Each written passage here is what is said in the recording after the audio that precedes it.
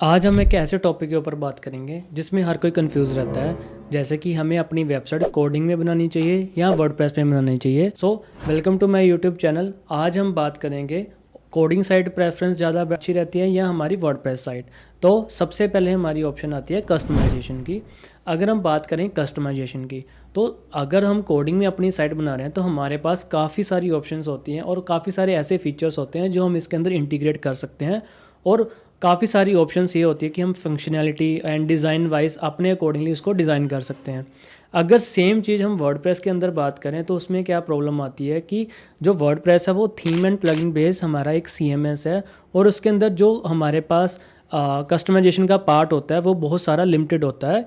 तो इसमें कई बार हमें दिक्कत आ जाती है हमारी वेबसाइट के डिज़ाइन करने में। इसके बाद है हमारा ईज़ ऑफ यूज़। अगर तो आप कोडिंग साइट बना रहे हो तो आपको स्पेशली आपको कोडिंग की नॉलेज होनी चाहिए। अगर तो आप नॉन टेक्निकल हो तो आपको डिज़ाइन में चेंज करने में काफ़ी सारी दिक्कत आएगी।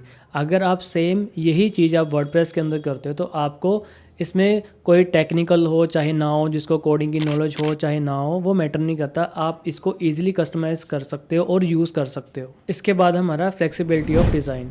तो अगर तो आप कोडिंग साइट बना रहे हो तो उसमें क्या होता है कि आप मन चाहा आप डिज़ाइन रेडी करके आपका क्रिएटिव आइडिया आप इसके अंदर इंप्लीमेंट कर सकते हो। अगर सेम चीज़ आप वर्डप्रेस के अंदर करते हो तो जो थीम्स होती है हमें थीम्स के अंदर ही रह के हमें अपनी कस्टमाइजेशन करनी पड़ती है। ऑल थ्रो इसमें क्या होता है कि कुछ थीम्स ऐसी भी होती हैं जो कस्टमाइजेशन भी हो जाती है उसके अंदर, तो उसके अंदर भी आप अपना कस्टम कोड लिख के किसी भी डिज़ाइन को आप इम्प्लीमेंट कर सकते हो। उसके बाद हमारी आती है परफॉर्मेंस। अगर तो आप कोडिंग साइट बना रहे होते हो, वो हमारी जो कोडिंग साइट होती है वो बहुत फास्ट होती है, क्योंकि उसके अंदर हमने कोई प्लगइन इंस्टॉल नहीं करा होता, कोई थीम इंस्टॉल नहीं करी होती।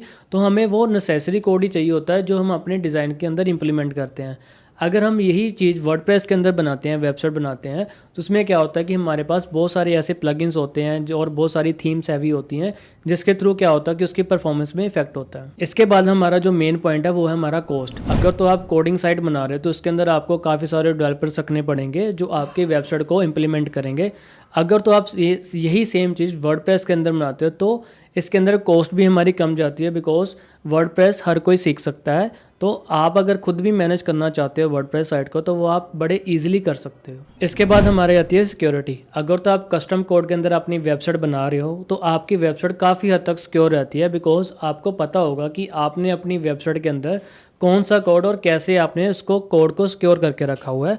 अगर तो यही सेम चीज़ आप वर्डप्रेस के अंदर करते हो, उसमें क्या होता है कि आपने काफ़ी सारे प्लगइन्स यूज़ करे हुए हैं, थीम यूज़ करी हुई है। अगर तो आप उसको टाइम टू टाइम अपडेट नहीं करोगे तो उसके अंदर क्या होगा कि आपका मालवेयर आना शुरू हो जाएगा, जिसके थ्रू क्या होगा कि आपकी वेबसाइट हैक भी हो सकती है। इसके बाद हमारा है मेंटेनेंस। अगर तो आप कस्टम कोडिंग के अंदर अपनी वेबसाइट क्रिएट कर रहे हो तो आपको क्या करना पड़ेगा, अगर किसी क्लाइंट के ने कुछ चेंजेस बोल दिए कि मेरे को इस पर्टिकुलर एरिया के अंदर चेंजेस चाहिए, तो वो आपको मोबाइल, डेस्कटॉप, PC उसके अंदर सभी पे चेंजेस करने पड़ेंगे। तो वो काफ़ी ज़्यादा हाई कॉस्ट भी चला जाता है।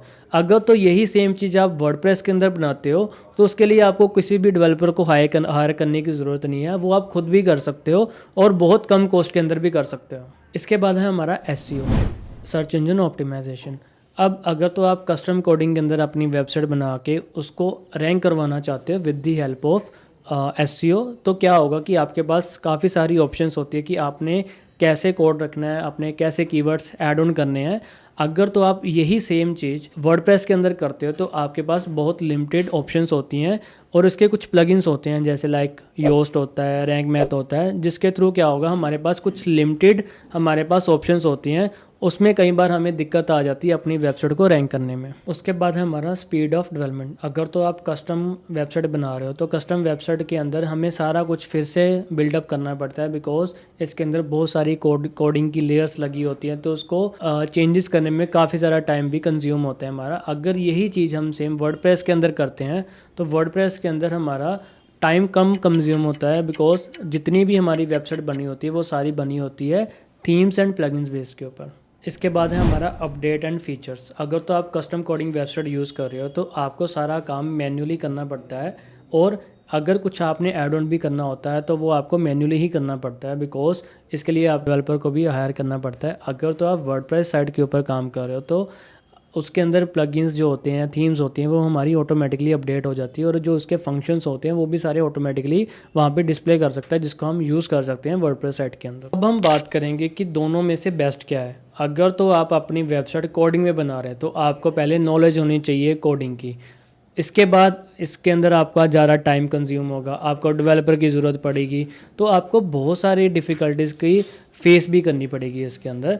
तो वर्डप्रेस के अंदर हम बात करें तो आप अपनी वेबसाइट को बहुत कम टाइम के अंदर बना सकते हो, जल्दी पैसे अपने बना सकते हो। इसके अंदर कोई भी कोडिंग लैंग्वेजेस आपकी इम्पोर्टेंस नहीं होती, तो जिसके थ्रू आप अपनी वेबसाइट को जल्दी भी क्रिएट कर सकते हो। तो इसका कंक्लूजन यही है कि अगर तो आप अपनी वेबसाइट कोडिंग के अंदर बनाते हो तो उसमें आपके पास प्रॉपर अथॉरिटीज़ होती है, कस्टमाइजेशन होती है कि आपने अपनी वेबसाइट को कैसे क्रिएट करना है। अगर तो आप वर्डप्रेस के अंदर जाते हो, वर्डप्रेस के अंदर क्या होता है, हमारी जो वेबसाइट है वो बहुत कम टाइम के अंदर और जल्दी क्रिएट होके हमारे पास आ जाती है और रिज़ल्ट भी हमें शो हो जाता है। तो वो अभी आपके ऊपर डिपेंड करता है या आपके क्लाइंट्स की रिक्वायरमेंट के ऊपर डिपेंड करता है कि उनको वेबसाइट कैसी चाहिए। अगर उनको कोडिंग के अंदर चाहिए तो आप उनको कोडिंग के अंदर प्रेफरेंस दो। अगर वो वर्डप्रेस की साइट चाहता है और चाहता है कि मैं खुद भी मैनेज कर सकूँ अपनी साइट को या चेंजेस करने के लिए, तो आप उसको वर्डप्रेस के अंदर ही प्रेफरेंस रखो। तो ये थी हमारी आज की वीडियो, जिसके अंदर हमने अब बताया कि कोडिंग साइट में क्या हमें बेनिफिट्स हैं और वर्डप्रेस के अंदर क्या बेनिफिट्स हैं।